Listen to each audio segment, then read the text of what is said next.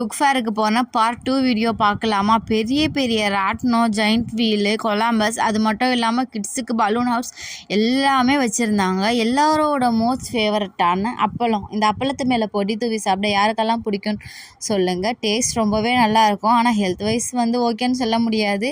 என்றைக்காவது எக்ஸிபிஷன் போனீங்கன்னா கண்டிப்பாக சாப்பிடலாம்.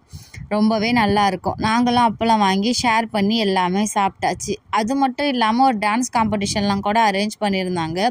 கிட்ஸ் எல்லாம் அவ்வளோ க்யூட்டாக பர்ஃபார்ம் பண்ணியிருந்தாங்க.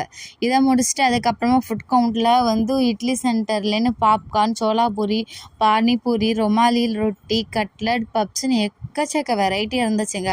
அவ்வளோதையும் சாப்பிட முடியாது இல்லையா? ஸோ லிமிட்டடாக கொஞ்சம் மட்டும் சாப்பிட்டுட்டு ஒரு குட்டி குட்டி ரைட் மட்டும் போனோம். அதுக்கப்புறமா பானிபூரி, அது கூட மசாலா பூரி எல்லாத்தையுமே சாப்பிட்டுட்டு அந்த டேவை சூப்பராக என்ஜாய் பண்ணிவிட்டு வீட்டுக்கு கிளம்பி வந்தாச்சுங்க. இந்த வீடியோ உங்களுக்கு பிடிச்சிருக்கோன்னு நினைக்கிறேன். இதே மாதிரி வீடியோஸ் ரெகுலராக பார்க்க மறக்காமல் சஜ்ஜன் ப்ளஸ் விலாக சப்ஸ்கிரைப் பண்ணிக்கோங்க.